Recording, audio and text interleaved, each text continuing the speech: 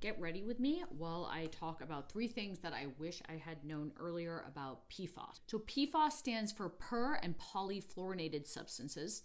And the first thing that I wish I had known earlier is just that they're everywhere. I think growing up, I had always heard like you shouldn't use nonstick pans because of these substances. And so I didn't use nonstick pans and thought like I was really making a difference. But really, they're everywhere. They're in the drinking water. They're in your makeup, any sort of long-lasting makeup.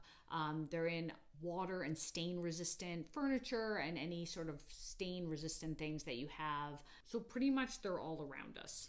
And because they don't break down easily, they basically can stay in your body and stay in the environment for an incredibly long time. So aside from avoiding nonstick pans, what can you really do? So the second thing I wish I had known earlier is that despite PFAS being everywhere and all around us, that there are things that you can do to actually reduce your exposure. So first is that you can actually look at the ingredients of your hair care and your skincare and look for the ingredients fluoro or perfluoro.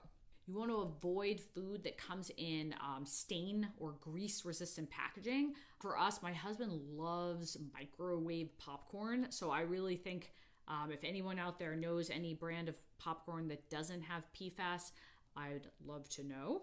You want to avoid stain resistant or water resistant treatments on your furniture, on your outdoor furniture. Pretty much anything stain or water resistant is high in PFAS.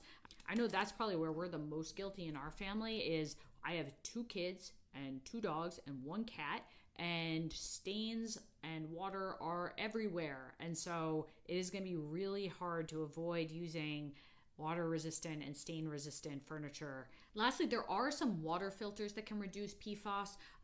Certainly like your basic Brita filter is not going to, but there are filters including granular activated carbon and reverse osmosis filters. We actually had one of those put in years ago because we were worried about lead in the water. And so I'm really glad we did because apparently it was also sort of helping reduce PFAS exposure. And the third thing I wish I had known earlier about PFAS is just how harmful these chemicals can be. So these chemicals have been linked to a ton of health problems, from fertility problems to cancer, child development issues, obesity.